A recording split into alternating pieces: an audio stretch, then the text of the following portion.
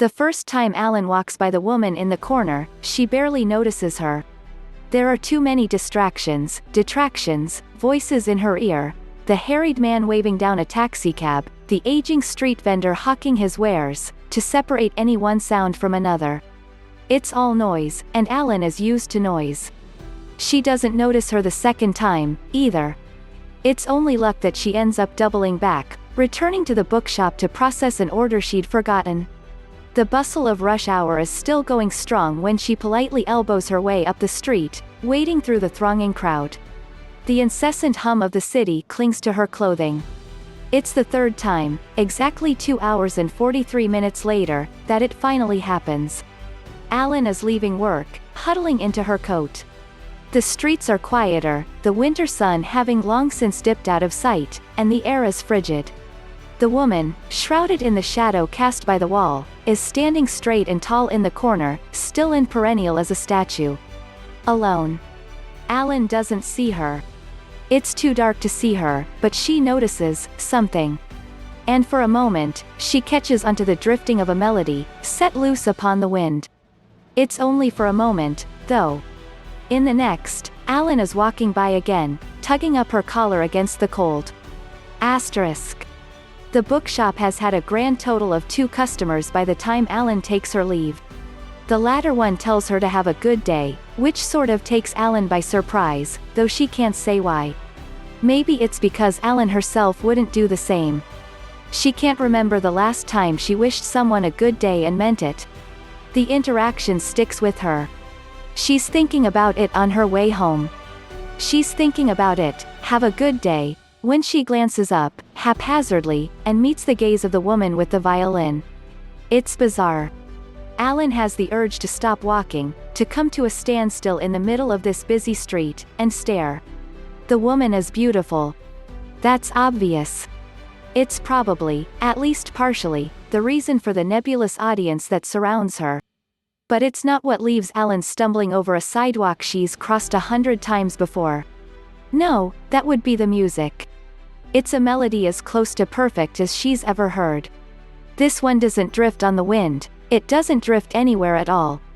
It barrels right into Alin's ribcage, furious and raw, rich and deep. The impact of it is what confuses her. It's enough to make her trip over her own feet on a road she knows too well to misread. It's enough to make a book trip out of her bag alongside her, skidding haplessly between the legs of the crowd. The woman's eyes, Alin can't tell if they're green or blue, flick down to the book's cover. It's face up, something Tolstoy. Alin doesn't know for sure because she hasn't read it. Hasn't even really looked at it. The spine is damaged, Alin has a repair kit at home, so in the bag it went. And out the bag it flew. Alin may work in a bookshop, but she no longer has the attention span to read people like Tolstoy. She knows how it makes her look, though, well-read and literary, a little cerebral, exactly the kind of person who can listen to violin music and let it crash, unimpeded, into their chest. The music slows, then stops. Alin watches as the woman bends to retrieve the book and passes it to the man at her left. She makes a gesture towards Alin, the bow still held firm between her fingers. The weather is wintry, and her hands are ungloved, but she waits, straight-backed and poised, as the book makes its way into Alin's possession. The man gives her a genial smile when he holds it out to her. "She's good, eh?" he says. A real talent. Alin can do nothing but nod, wordless, as the man returns to his spot in the crowd. The music restarts, vibrant and too warm for the permeating chill. Alin looks down at the book's title, Anna Karenina, embossed in elegant gold lettering. The color of the words matches the woman's hair. Anna. The name cuts through Alin like the music slices through the breeze. The woman plays. Alin listens a few moments longer, then turns and keeps walking down the street. The words "have a good day" dart again through her mind, flaring bright and brief, before fading once more into the quiet. Asterisk. Alin doesn't look the way she does. It's the first thing she thinks, on the third day, when she sees her again.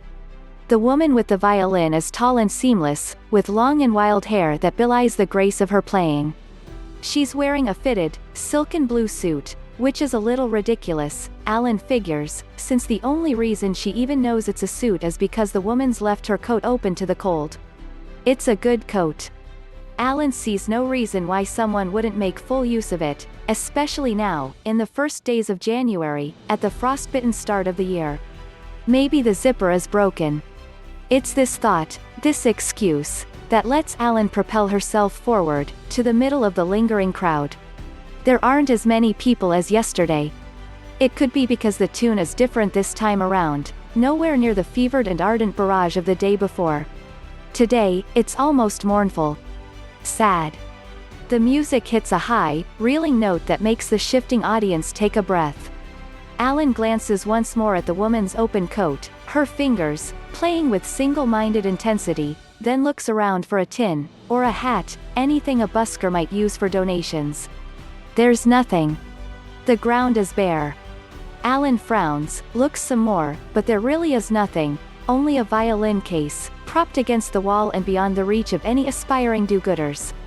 She glances back up, and has the misfortune of doing so during the woman's rare visual sweeps of the crowd. Their gazes collide. Alin takes in a helpless breath. The woman's eyes don't leave her as she plays, and plays, and plays. Alin thinks, abruptly, Anna. Then she thinks, maybe I should read more Tolstoy. Then, maybe I should say hello. This last thought almost makes her laugh out loud. She doesn't. Instead, she turns on her heel, away from the woman, and walks back the way she came. Asterisk. At home, Alin considers it again. The woman with the violin is everything Alin isn't, calm, ethereal, steadfast, and so talented she can make a whole group of people collectively gasp with only a twitch of her fingers. There's a mirror down the hall. Alin doesn't need to look in it to know what she'll see: dark hair, darker eyes, and too many scars to mean anything good. No smile lines. No smiles. The repaired book sits on the desk a few feet away. Alin hasn't returned it to the shop yet. As far as she knows, it's been tucked onto the same shelf for years, unbought and unlooked for, falling to pieces. Even if she kept it here, who would miss it? It's with this thought in her mind that she grabs it and resettles on the couch, cracking it open. The first line is something about the relative uniqueness of unhappy families, and the laugh Alin had smothered earlier rears its head. Maybe unhappy families really are unique. Alin certainly wouldn't know the difference. Asterisk. What happened? Says Anna, with a frown. You're bruised. Her hair is tied up in a braid today, and Alin feels a little throb in her chest when Anna's gaze sweeps over her, well-meaning and, as ever, a little imperious. I'm fine, says Alin. I knocked over a bookshelf. A shelf? Anna leans closer, scrutinous. You've got a black eye. An encyclopedia to the face will do that. There's no encyclopedia, Anna mutters. She grabs her violin and stands in the corner, bow in hand. There's never any encyclopedia. Or telephone pole. Or staircase. Or rake, poorly hidden in the leaves. Alin smiles, even though it makes her cheekbone twinge. Say encyclopedia 10 times fast. Anna ignores her, shuffling sheets of music on a stand to her left. I've told you before that you can come live with me. And I've told you before that I'm fine. Plus, you don't need me getting in the way of all your... ...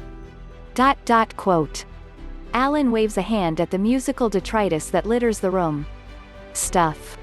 That isn't the real reason Alin always turns Anna down, of course, though it makes a decent excuse. No, the real reason is that if Alin started living full-time with Anna, elegant, forceful, brilliant Anna, Alin is reasonably sure her heart would give out. Besides, even if she moved in today, it wouldn't last long enough to matter. Did you find an apartment yet? Alin asks, staring at the ceiling from where she's flopped on Anna's couch. One that's actually affordable, I mean. There's a pause in the paper shuffling before Anna speaks. Yes, she says. My grandfather agreed to help pay tuition, so I'm not too worried about making ends meet. That's good. At least you won't have to, I dunno, cover rent on your own. Alin grimaces. Not that I know what the going rate is on downtown London real estate, but I figure it's not low. Anna says nothing again, but Alin knows her well enough to recognize the tension beneath the quiet. Hell, Alin's whole life has been a study in slow, dangerous silences, but at least she knows this one won't end in a hospital visit. Alin gives it another moment before prodding, carefully. Everything okay? The moment stretches, before Anna releases a breath. My grandfather is keeping this apartment on hold for me while I'm gone, she says. So stay here. Move in. You don't even have to pay rent. It's all covered. Alin stiffens. It's very kind, in a borderline belligerent sort of way.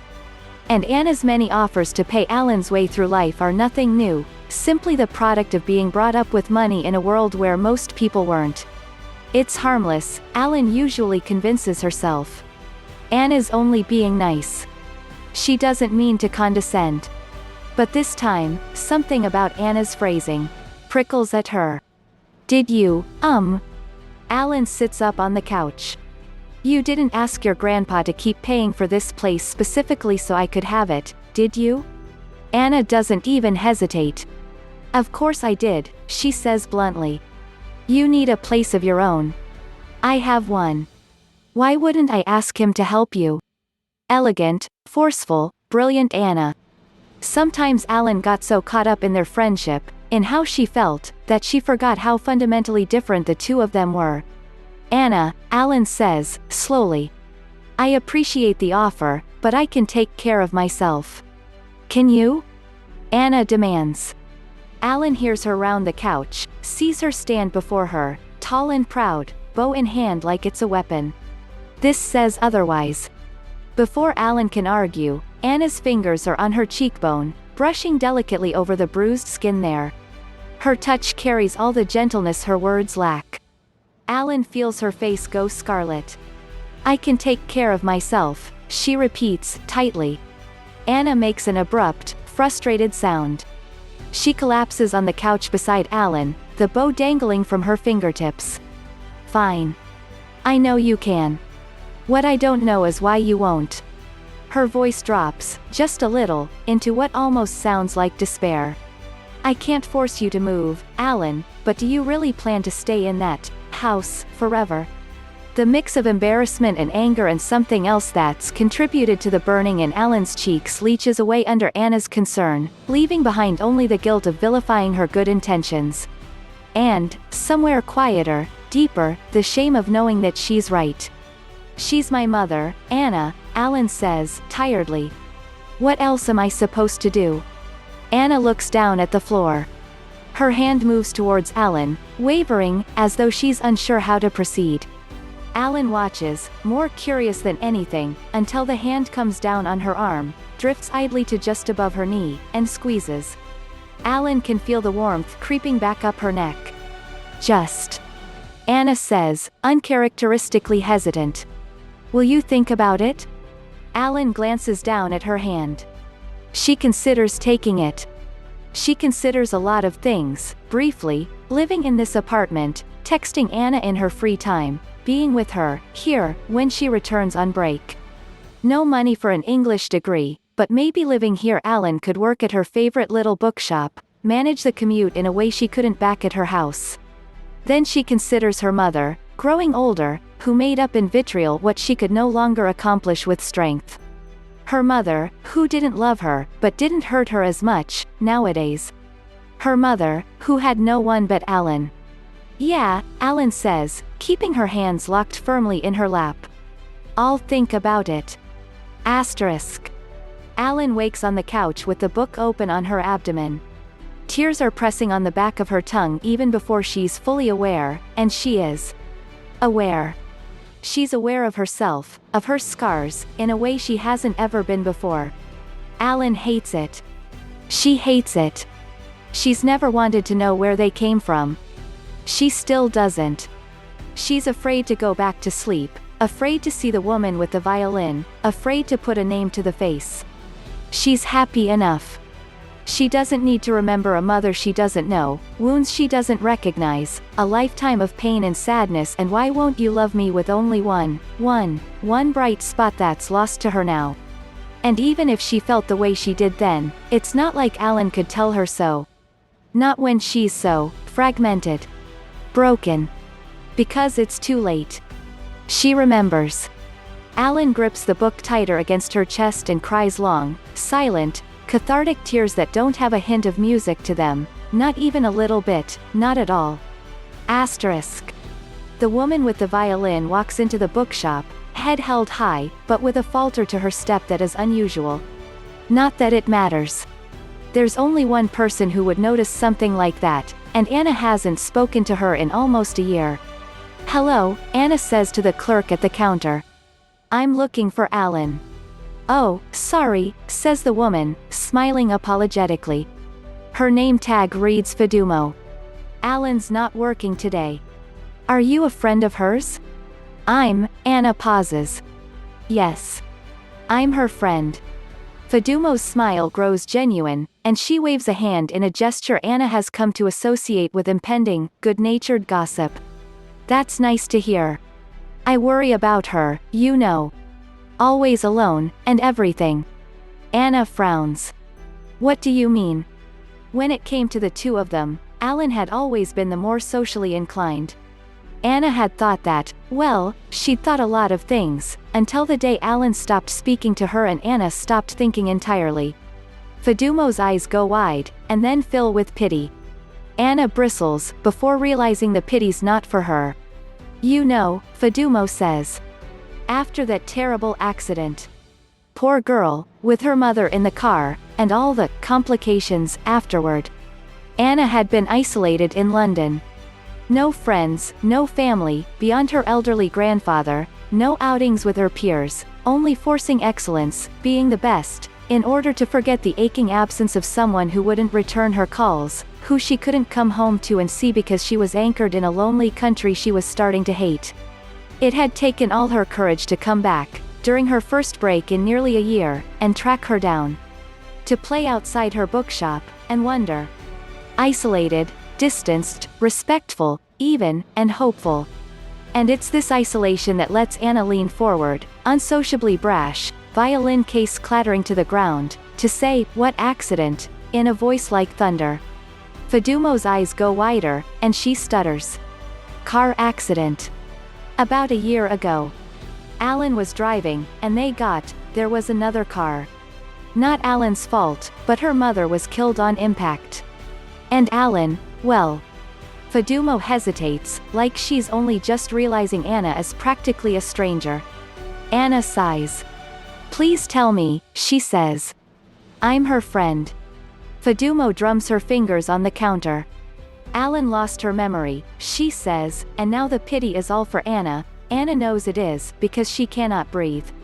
"And there's more?" Anna says, because somehow that seems too cruel. "Just one more thing," Fedumo says softly. "Alin, she's got something called vocal cord paralysis. She can't really speak."